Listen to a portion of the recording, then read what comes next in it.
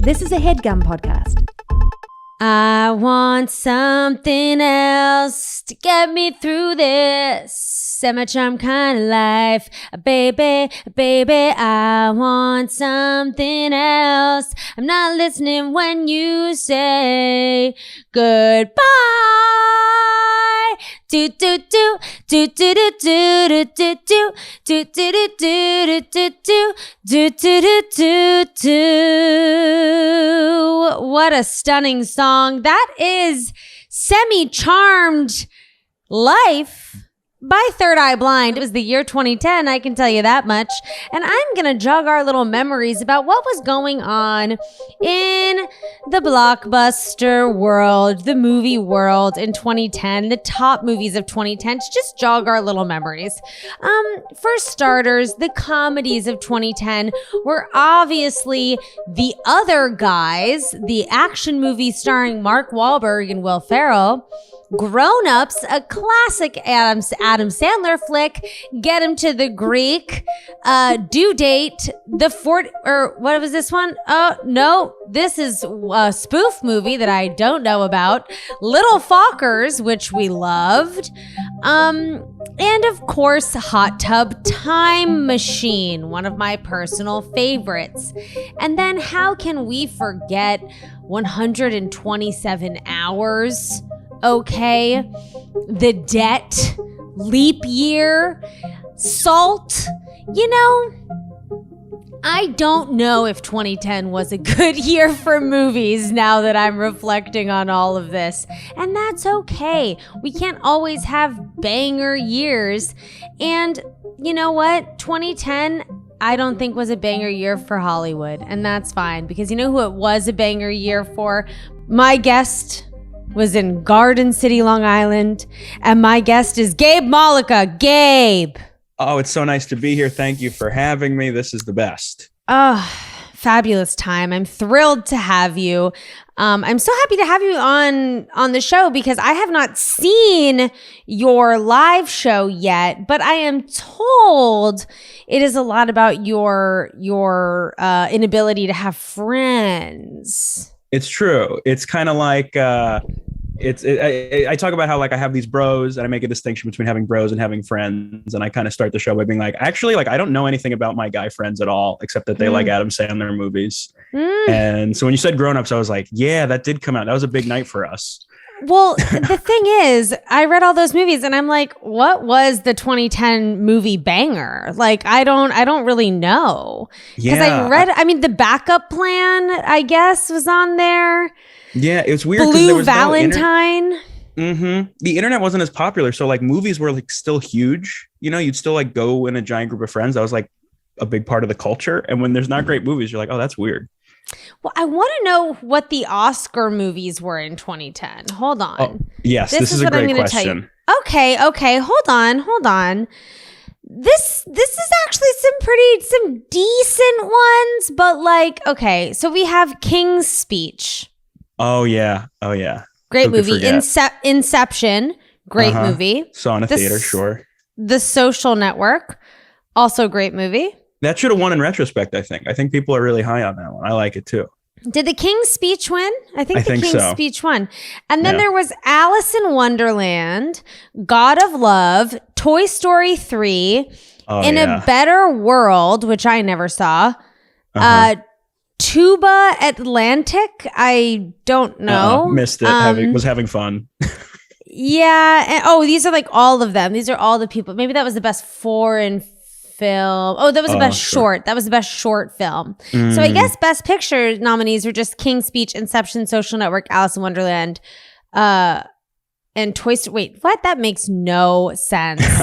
You know what's weird? In high school, I saw a lot of movies, but then in college, I felt like I was just obsessed with being in college. So it's like a cultural black hole. And then you get out of college, you have all this free time. And that's when I started watching movies again, because I was like, oh, I'm alone. I just like need stuff to be, I need to be part of the culture again. Yeah, 100%. Okay, wait, hold on. I'm backing it up. In 2010, we actually had some really good movies. Sorry, and then we can move on. I harp on the details here.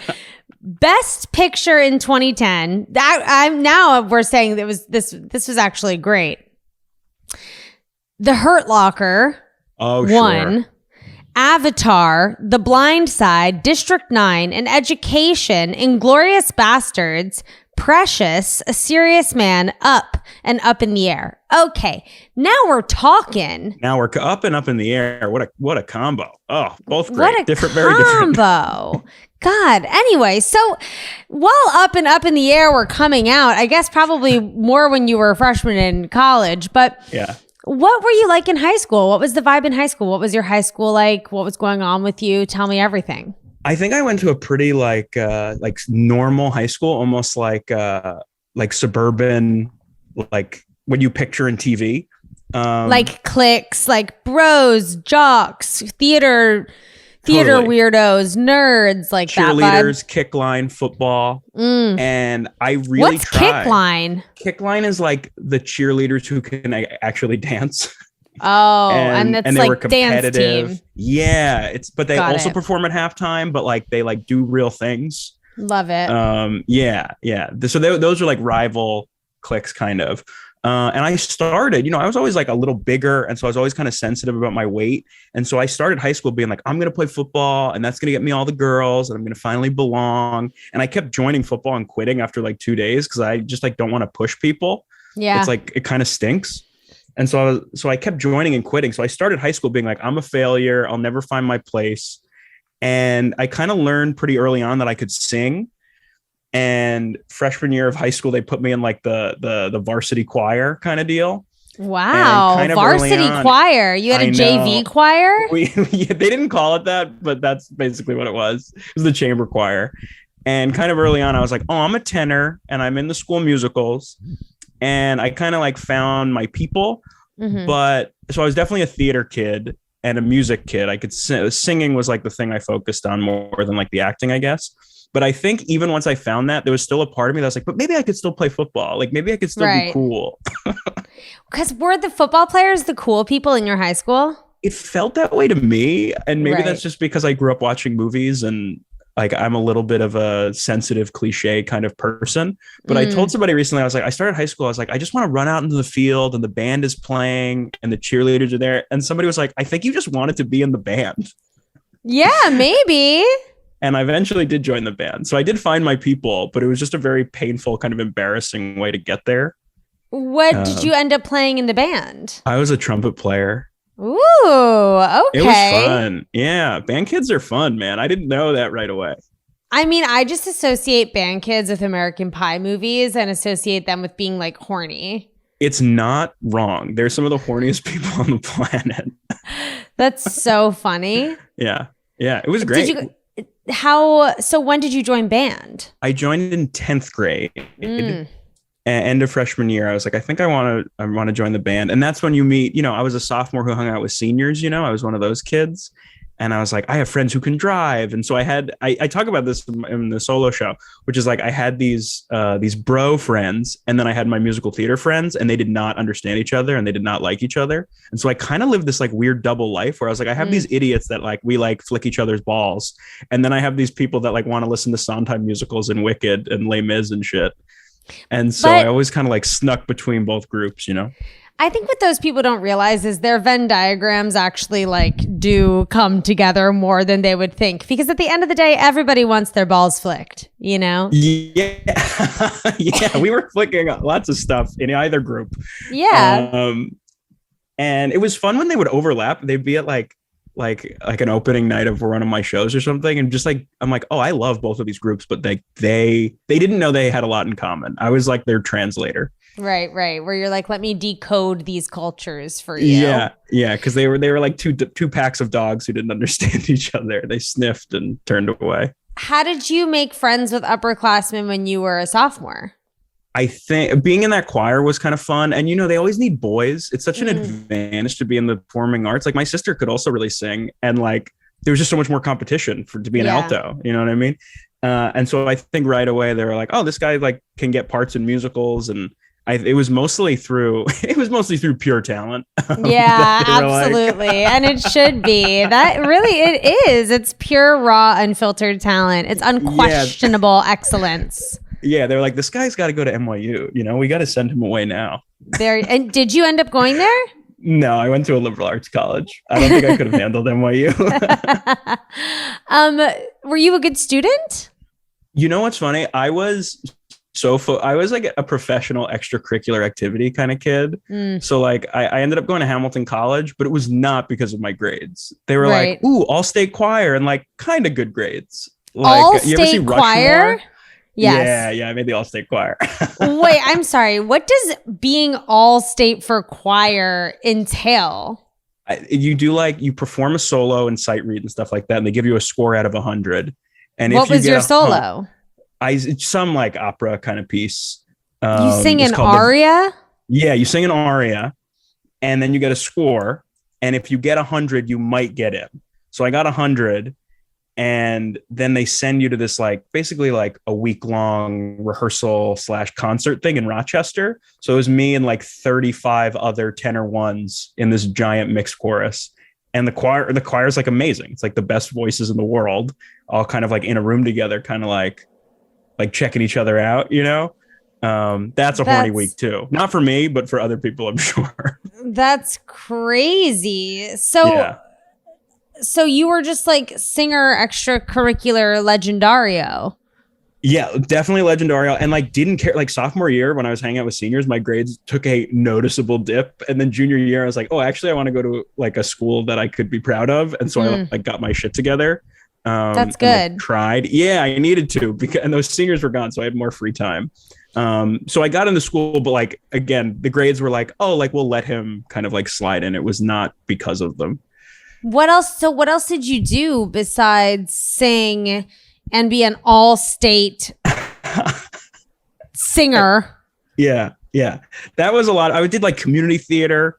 So like real like community people in the community would write a play and then they just like steal the music, you know? So like the song of the musical would be Piano Man and just people in town just like going nuts.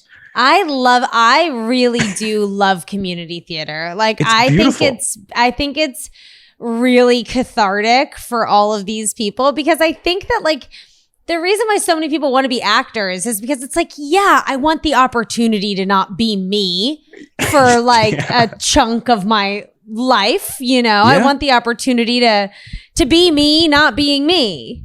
Mm-hmm. And I think community theater grants people the opportunity to do that. Totally. And in America, you kind of like, we live in this like American Idol kind of culture where it's like, this is my thing and this is what I do. There's not a lot of like space, I don't think, to just be like, on the side, I write music. On the side, I play the guitar and theater in particular. And especially in New York, there's no community theater in New York City, really. But in the suburbs, you can find these nice things. I also think that because we live in such a deranged capitalist country that no one come for me. I fully take part in this fucking wheel. Yeah. But I think a lot of the time we constantly think that like whatever our hobby is, we still need to figure out a way to monetize it. So it's like, okay, well, like, yeah, I want to write music, but like I should after I write this music, I should figure out a way to like sell a song, write a song, you know, like like do all of this stuff that then just turns it into another avenue to make money. Like nothing feels pure. Yeah, no. And you go like, I've spent a little bit of time in Ireland and I have these Irish friends that like have day jobs, very secure in them, and they'll just do plays. And I'm like, I don't really know people in America who like write their own plays, put them on. And I admire that. It's like, is that what people in Vermont do? I don't really know. I don't know. It sounds kind of nice. Honey, take me there. Take me there. Take me to your leader. Take me there, yeah. So you didn't play any sports. You were arty guy? I did community theater kind of sports, you know, like for the town. Yeah. Just to like what with mean? my bros. Like, so like I never made like varsity baseball, but like the town would have a league. And basically like, oh, the football players who don't play a sport in the fall, they'll play baseball for the town. So you just like once or twice a week, there's no real practices. And so I when got you to still say play. the town, Yeah. is this like for, broader Garden City, or is this like, and also can anyone of any age group play, or is it also fellow high schoolers? It's fellow high schoolers, but I think it was like 9th and 10th grade. There's like a 9th and 10th grade league with like 6 or 8 teams, and then an 11th and 12th grade league. And it's like real chill. Like the actual good athletes like don't try that hard. And the people like me were like, oh, this is my chance to like cosplay as a guy who can play baseball. Which is fun. It was fun. It was very low key. I miss it very dearly because there was kind of no pressure. Right. I mean, I guess that's why people now, if you're like in New York, you can join one of those, kickball leagues or softball leagues or something of the sort. Well, a couple, I don't want to brag too much, but a couple of comics, we joined Equinox, and there's like an Equinox comics basketball league. I know things are not going that well. I really can't afford it, but I just canceled my Equinox, actually. So did I. I gotta afford this run. But I play in this comics league too with like Jake Head and all these people, and people are like, oh, that's so fun. You play basketball with comedians, like you see cool people who like get on SNL and stuff. I'm like, yeah, it's actually not that fun because everyone takes it way too seriously. It's intense. It's I think like winning at a sport is also something that's like very primal, especially for all these like, oh, I have feelings. I'm going to do like comedy and be sensitive. And then it comes out and you're like, oh, like you're kind of a douche. Like it's like a wrath. Yeah. I know. Don't let the comedy sensitivity fool you. I know, because they're all killers. They all want to squash everyone. Did you have a relationship in high school? I did. Do you want to hear? I dated 3 different women. I dated a girl in 10th grade, 11th grade, 12th grade. None of them very long, but Tell me the sagas. So you're gonna love this. So afterwards, I swear this is true. After I dated each one of them, 10th grade, 11th grade, 12th grade, they all went on to date the same guy. What? Yeah. Isn't that crazy? It's a big joke in my show. Like in your school? In my school, a person I knew. Yeah. Just kind of coincidence. By the time the third one happened, it was like, oh, this is actually kind of funny. Are you similar to this person? Not really. Like I'm like 5'10", so like in my high school that was like not short, and he's like 5 or 6 inches shorter than me, and I'm Italian, he's Greek. He kind of like doesn't look like me at all. Like he's real thin, a runner. And we kind of like vibed. Like before that, we would kind of hang out, and periodically throughout high school, like I would talk to him, and like he's an easy person to talk to, and we got along. We weren't like soulmate best friends or anything, but I could see what they saw in him. But it was just by comparison, it was like very bizarre. Did it upset you, or did you not care?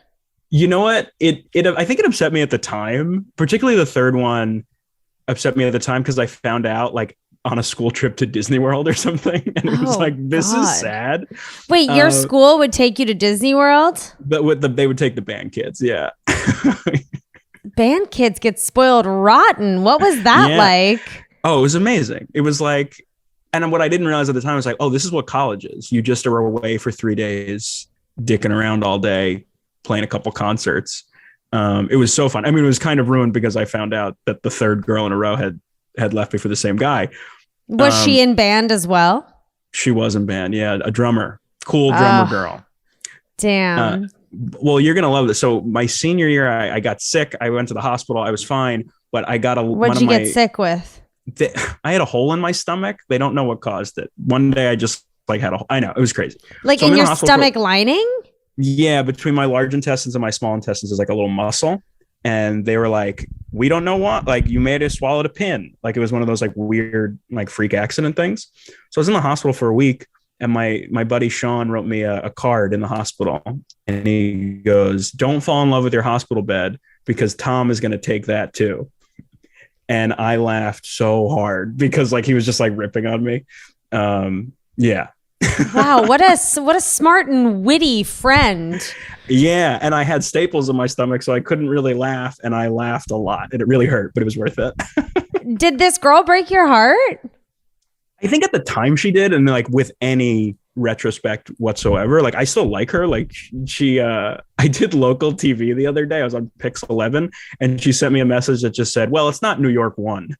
So like she'll still reach out every once Okay. in a while and give me shit. So like I do like her, and I think at the time I was like upset because I was 18 and had no understanding of like the world. Emotions in the world. Yeah. Yeah, it was very lonely. But now I'm like, whatever, it's all good.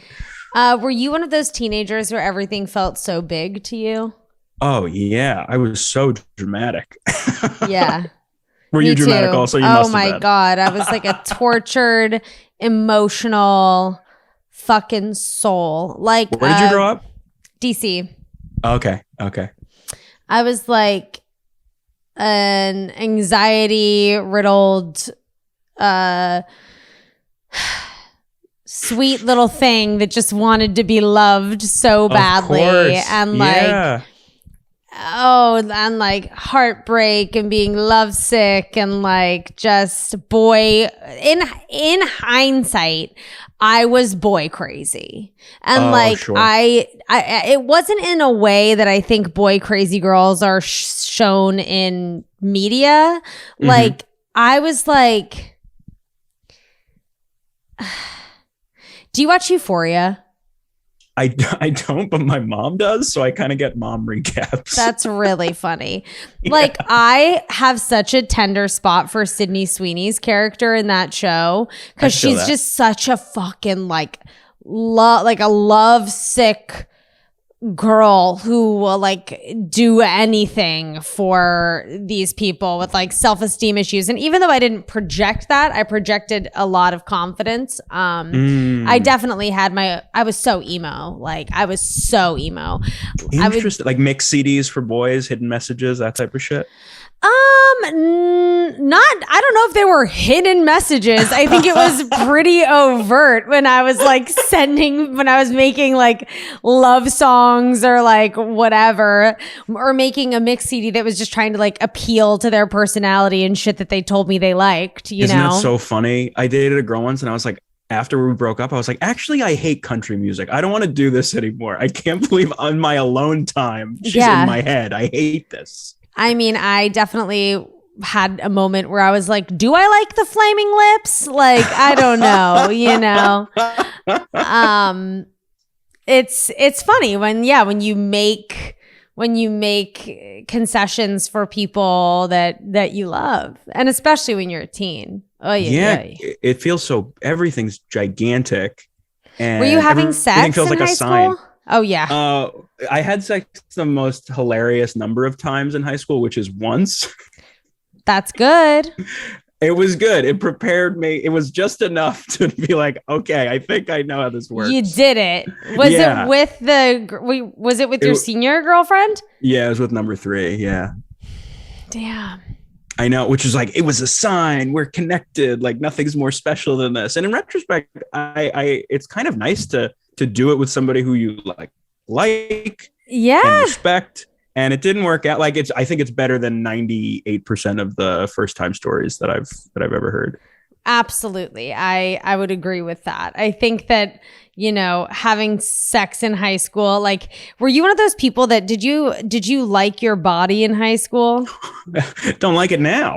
I know. I know. No, I did not like it. And I think it took me a lot of, honestly, this is like, people are like, comedy's therapy. And I'm always like, relax. Comedy is not therapy. Therapy is therapy. Yeah. But I think comedy can be therapeutic in the sense that one day I was writing and I was just like, oh, I think I just wanted to play football because it would make my like body that I thought was too big, like useful. Yeah. Oh, Gabe, you stand in front of the handsome quarterback and block people, and then we don't hate you for being overweight. It's cool. Yeah, then your body becomes a tool. Yes, and I will be loved for my body. So no, I didn't love it. And in retrospect, you know, those, I think everybody feels this way, where you look back on the times when you hated your body, and you're like, oh, I looked amazing. Oh, yeah, absolutely. There were so many moments in high school where now I look back.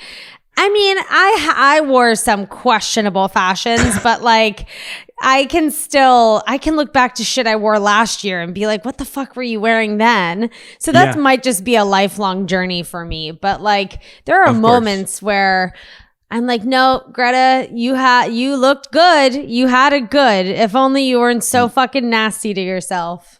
Yeah, we got to be kinder to ourselves. I dressed really poorly for 4 years of high school. And And then we started wearing suits on Friday, senior year. Oh, yes. And by the end of high school, somebody goes, oh, well, Gabe always dresses nice. He wears suits.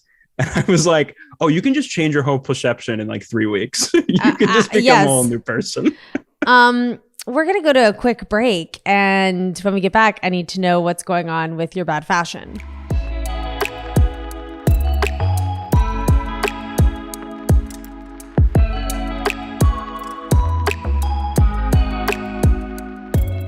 And we're back. Okay, we need to circle back to you saying that you dressed terribly for 4 years, because on this show, we also love to talk a lot about high school style, signature style. What was the style? What was so bad about it?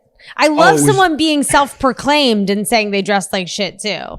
Yeah. Oh, but not even in a cool way. I think I'm such a homebody. Like my nuclear family, we're all very close. And like when kids would have style, I'd be like, you mean like your mom doesn't buy your clothes? Like, how do you even like get your own clothes? Like, it just never occurred to me to go out and shop and buy nice flannels and stuff like that. So it was a lot of sweatpants. Buy nice flannels. I know, that's my bar. I'm like, get a J. Crew credit card and grow up, you know? Yeah, I was a mess and I didn't know you could dress nice. And by the end of senior year, I would wear like, I thought like a polo shirt was like, ooh, like I figured out fashion. And for an artsy kid, like I do a joke on my show recently because he's been in the news, but like everyone I hung out with, we all dressed like John Fetterman, shorts and a hoodie. That was like the vibe. That was very East Coast. That's very like East Coast boy, like a khaki cargo with some kind of, sweatshirt. Yeah, I think it was my way of being like, and I'm not proud of this, but I think it was my way of being like, yeah, I do musicals, but like I'm still straight, you know? And in retrospect, I wish I just dressed better and was like had an ounce of adult in me instead of just doing the laziest thing possible. Well, I do think that it has gotten better, a lot better, but like there was a feeling of immense homophobia against men just like doing theater at all or like being emotive at all amongst millennials, and I'm sure before that as well. But I really felt like, you know, the theater boys had to be like, but we're still masculine. Yeah, I regret that. In college, I think I leaned into it a bit more, but like in high school, like I just wish I didn't have to project that level of like masculinity or whatever. You can just like Sondheim musicals. It's fine. If you're listening to this, just love them. It's fine. Well, for me, I was always like, that's so hot. I was like, any guy that like knows about theater is like so hot, or movies or music or something. I thought that was that's cool. Well, I always thought that was a sign of like intellect. You know what I mean? Oh, interesting. I wish I had known that in high school, that women would be into that stuff. Cause I think I would just like didn't know that like you can just be yourself and people will hook up with you. Yeah, people will like you. It's such a shock. I mean, we're hardwired to have so much shame when we're teens that like it's so funny because we're simultaneously like so shameful and self-deprecating while also having confidence that sometimes I'm like wish I could find now. Yeah, there's a that boldness. Makes sense. Yeah. Oh, there's totally. almost like you have nothing to lose, or maybe you don't know the full scope of the world because your world seems it's in such a bubble for so long that like the world hasn't like beaten you down quite yet or something. Yeah, I definitely have that naiveness in me where when people were mean to me about doing musicals, I was like, but they're great. Yeah. You're like, why? Like Sondheim's a genius. Like, what's the problem? Yeah. But then I took them seriously and I was like, oh, that hurt my feelings. And then like I got beat down, you know? Did you drink in high school? I did. Yeah. Was it a big party vibe? What was going on? You know, it was sophomore year. I think I dabbled because of the senior. I basically had a senior year, sophomore year kind of deal. Yeah, I did too. I was friends with seniors when I was a sophomore. It's the coolest. You feel like the big man on campus. And no one's ever been older than the class of '08. I held the class of '08 I see them now and I'm like, you guys are so cool. That's my year, honey.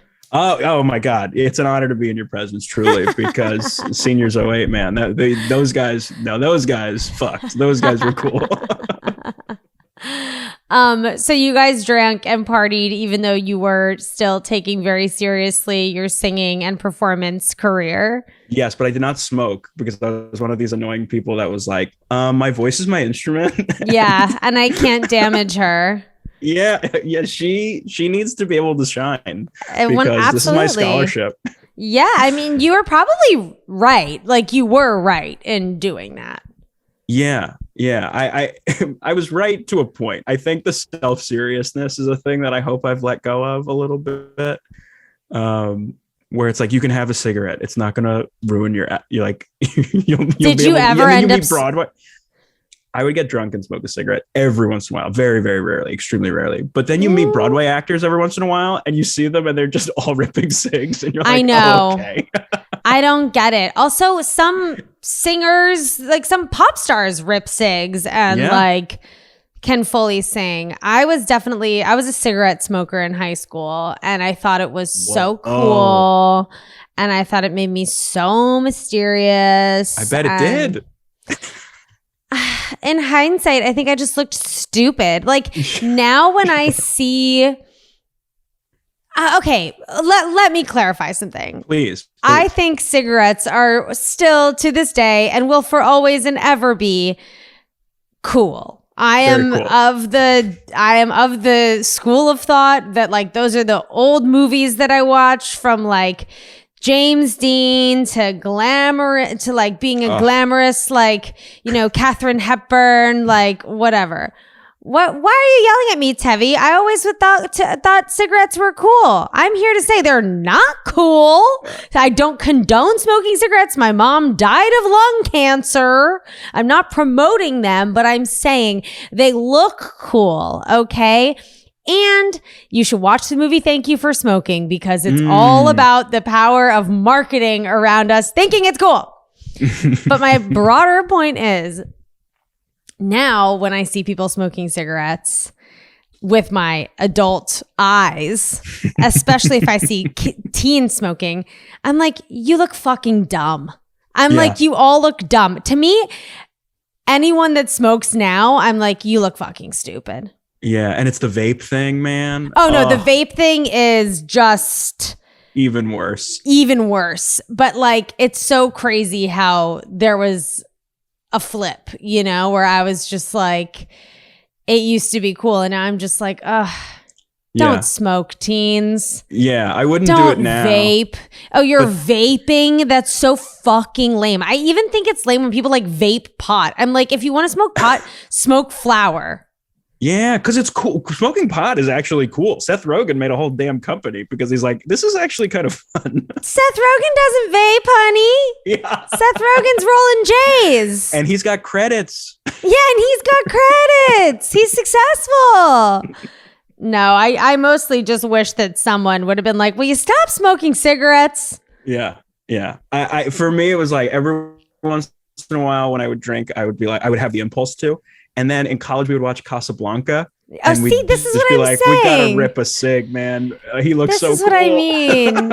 It's like Bogart. always that like brooding, like... I mean, Grease. Grease is also... like, who was hotter than Olivia Newton-John in Grease? When like... they're like, don't be good at school. Don't care about your grades. Don't care about your health. Just like become a bad girl and smoke cigarettes. And that imprinted on me. And I was like, well, of course I want to be her, you know? Yeah. Oh, she's incredible in that. And I was in Grease senior year was our musical. So God. Now I'm going to have a bunch of teens, if they listen to this show, being like, well, Greta said smoking cigarettes was cool. Yeah, don't clip this out of context. Do you have like a quintessential high school story that sticks out in your mind? Yeah, I mean, certainly the dating three women who all went on to date the same guy is like a prolonged one. Well, that's very formative. Yeah, that's a big one. But I would say... I think getting cast in Little Shop of Horrors freshman year. Were you Seymour? No, I was Mr. Mushnick. Okay, that's a great part. Are you an NYU person? No. You at NYU? Oh, okay.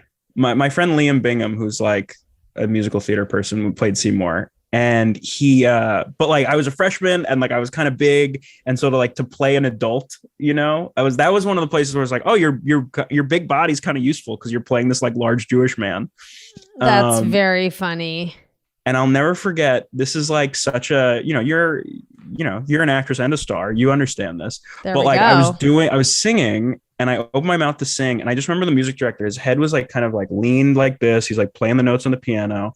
And I start to sing. And I'll never forget, his head just like popped up. He was like, oh, I'm listening. And that moment, I was like, oh, I have it. I'm going to be the coolest kid at school. You have a gift, babe. Yeah. I'll never forget it. With the singing, were you like, I want to go into musical theater? Like when you left high school, who did you think you were going to be? That's an incredible question, because I ended up not doing like the musical theater audition circuit, which I thought I was going to do for a long time. My choir director had gone to Davidson College, which is like a liberal arts college.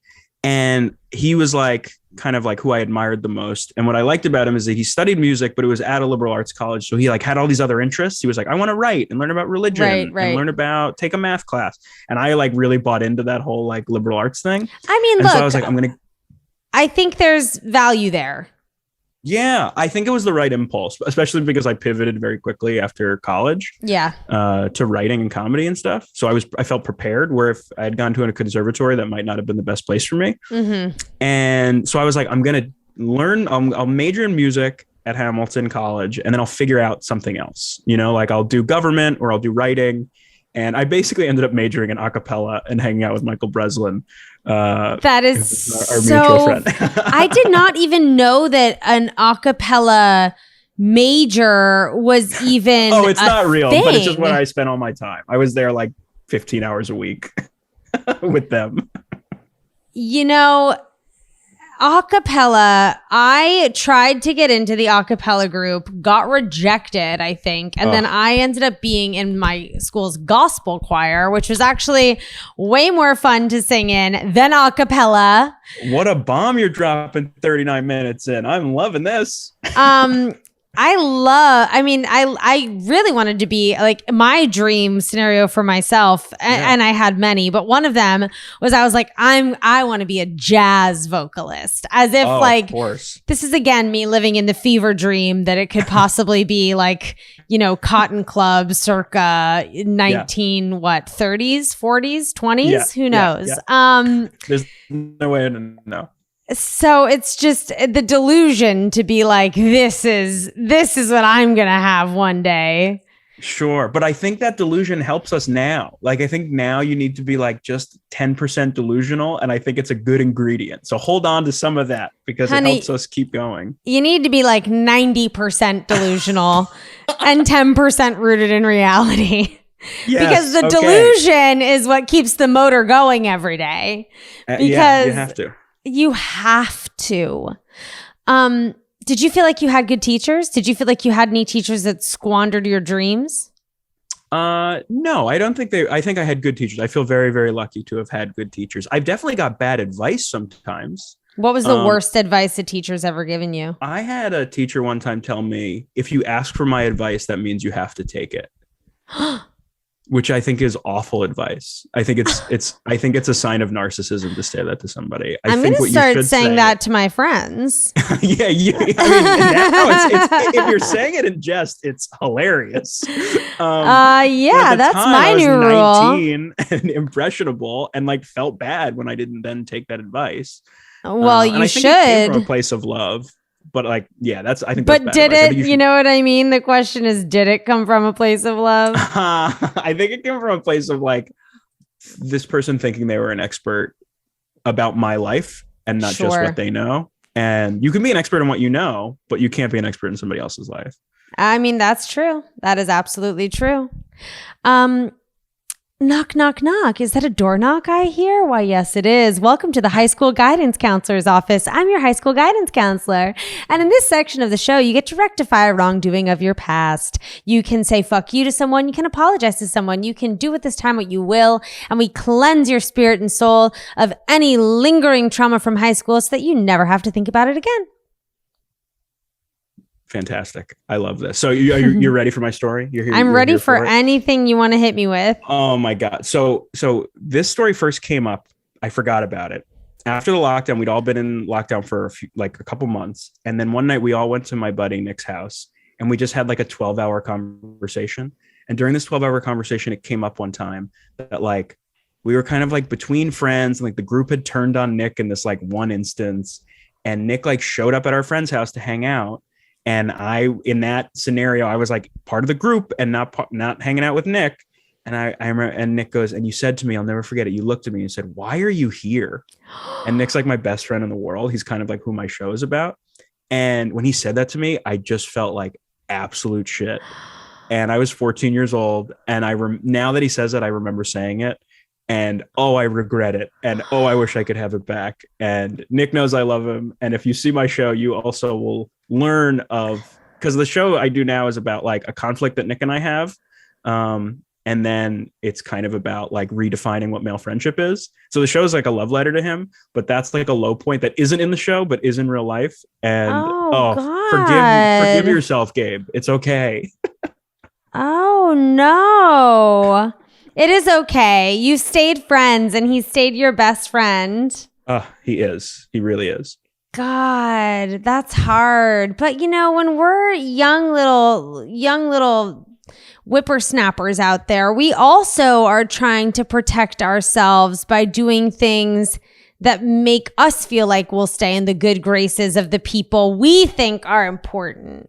Totally. Right? So it's like your little self, even though you knew it maybe wasn't true, you were like, well, I also need to preserve my social standing and I need to protect myself.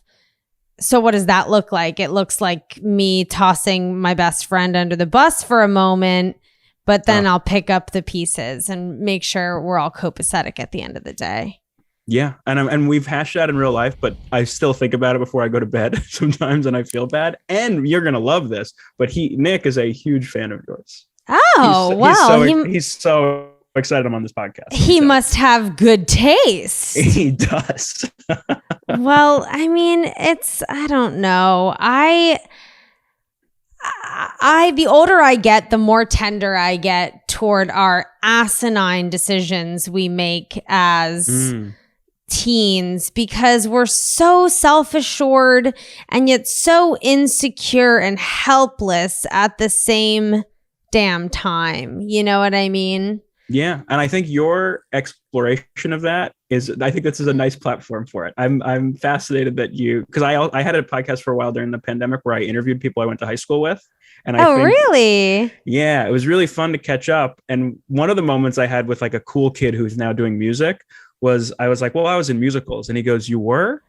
And it was such a relief to be like, oh, nobody knows what I was doing. I had it all in my head. Nobody gives a shit. He was busy having fun. Yeah, everyone was all in their weirdo own anxiety-riddled hell of,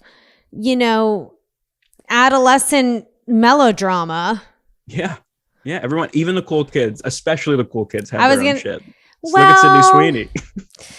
Hold on. I would just like to say there were some cool kids where that was the coolest they will ever be in their life. And I think that some of them really felt the lingering anxiety of knowing that was the case. For sure. Some kids that kind of had that feeling once high school was done, like, this is kind of as good as it's going to get for me. Yeah. Scenes from an Italian restaurant, Billy Joel kind of stuff. Brenda Truly, my favorite Billy Joel song. It's the best. Oh, God. If you could go back in time and give your high school self any advice, what would it be? The advice would be dress better, but even if you don't, people will still fuck you. What was your worst outfit that you remember? Oh, God. I would show up to auditions. Love. In a Hulk Hogan sweatshirt and shorts. Okay, but now that is the fashion. So I'm going to be honest with you. A very pretty woman I went to high school with who honestly reminds me a lot of you. One time was Ooh. like, that Hulk Hogan sweatshirt is the best thing in the world and I want it. And I remember her saying that to me and being like, oh, like I'm cool, I dress well. But it was not a sign of dressing well. It was just a sign of like this sweatshirt's kind of goofy. Well, I think that like that stuff was really cool. I would have thought that was really cool because I was someone that like loved vintage stuff, loved stuff like that. Yeah, it kind of just had his white mustache, his white handlebar mustache on the chest. Do you still have it? I think I still have it. Somewhere. Okay, we don't throw anything else. That sounds pretty great. That sounds like an amazing sweatshirt. It was, but it was giant and basketball shorts. Oh, every day I wore shoes that had the Mets logo on them. Like I couldn't even figure out cool shoes. Let's go Mets. I know. Let's go Mets. Why not? Nowadays I have that dude comedy writer thing where it's like I'll dress kind of plain, but like I'll have cool shoes like Josh Gondelman, you know? There you go. And we love Josh Gondelman. A king. My husband is a huge Mets fan, so fun. Oh, you get it. Okay. I think that he would be very pleased that you were wearing. I wear a Yankees hat, and he's like, "Take that thing off of your head. I hate it. I hate it." And I'm like, "Okay, relax. I wear it because it looks cute. I'm not wearing it because I know anything about the Yankees." The last thing I know about the Yankees is literally Derek Jeter. And a pop culture icon and Joe DiMaggio, wasn't he a Yankee? Good one. Yeah, Marilyn Monroe. You know the ones that get around in the pop culture scene, and I respect that. Thank you. That's what matters to me, the pop culture scene. Okay, so wait, the high school advice was dress better, but it doesn't matter because girls will still want to fuck you. I mean, the plight of being a straight man that can make a girl laugh is just... It's a nightmare being in this body, let me tell you. No, but I think it's like a confidence thing. That's another, like, we don't have to only do plugs for the show, but that's another part about my show where it's like, I have to like really like work myself up to like tell somebody I like them. And I'm always like, oh, like she's out of my league. And I think fear of rejection is real. Fear of rejection is real. Yeah. And I've gotten better. And then, you know why it's tough in high school too, because I think like, God, I asked so many like people out. That was such a big thing after school.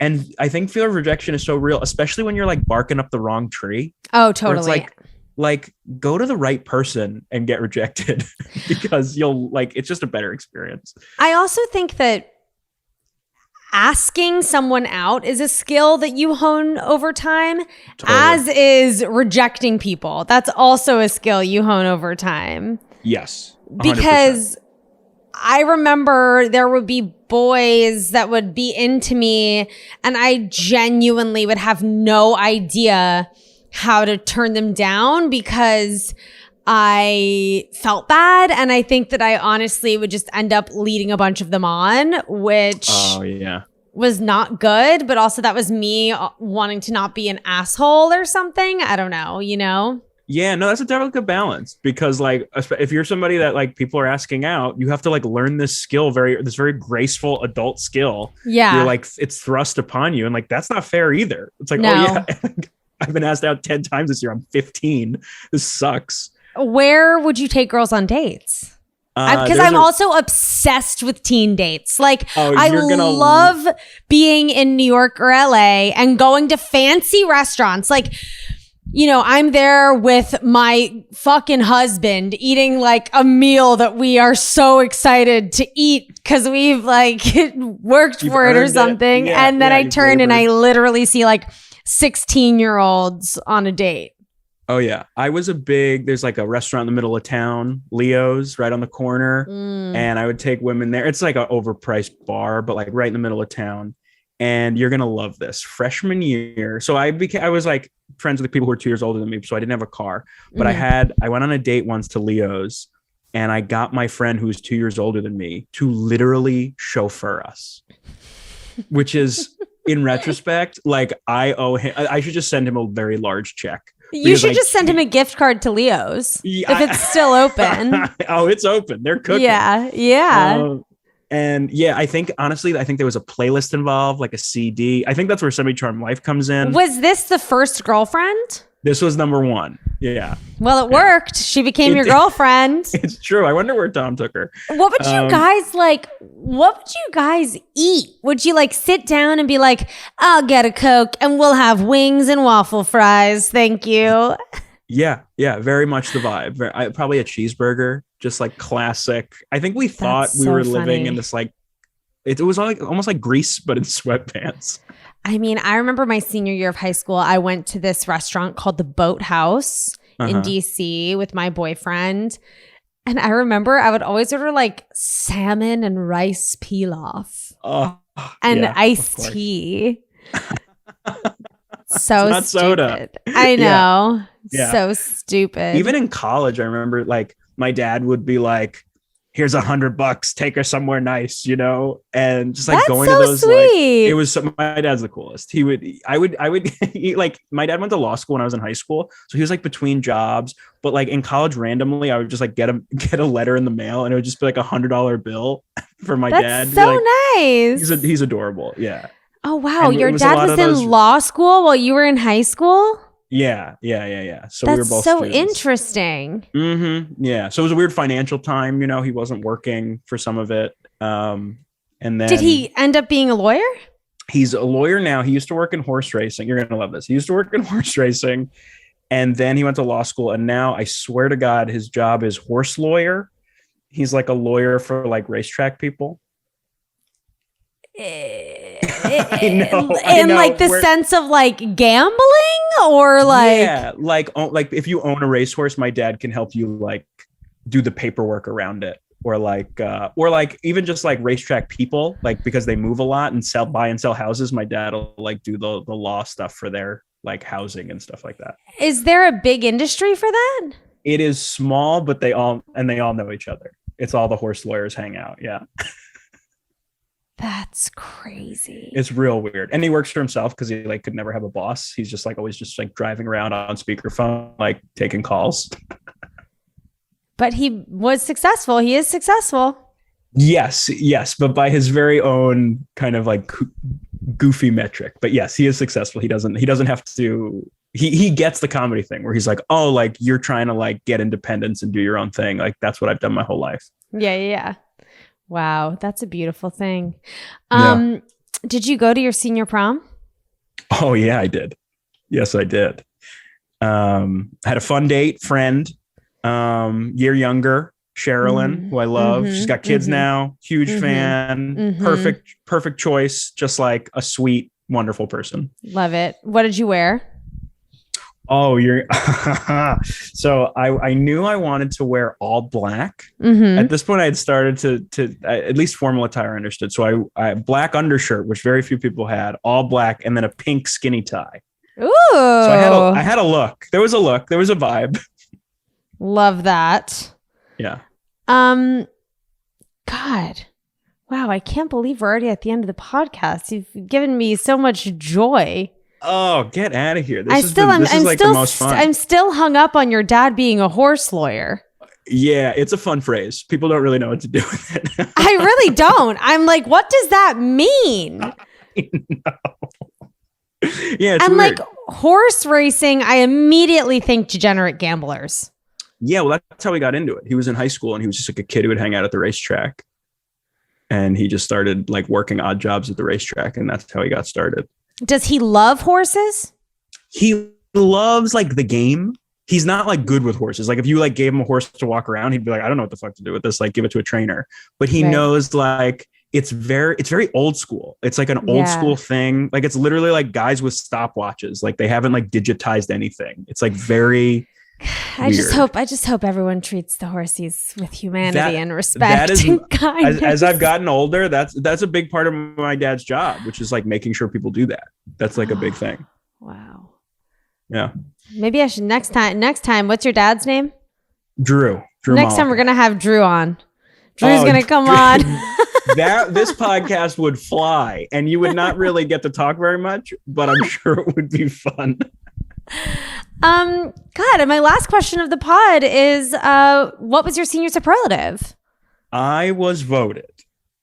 I wanted most musical, but I did not get most musical. I was voted most theatrical. Okay. That to me, that still's good. Yes, I was happy with it, and we had top threes. So I was number one most theatrical and number two most musical. And we split the vote. My buddy Chris and I split the vote. Wow. I mean, they all track. They to me, I could have guessed them. They all track.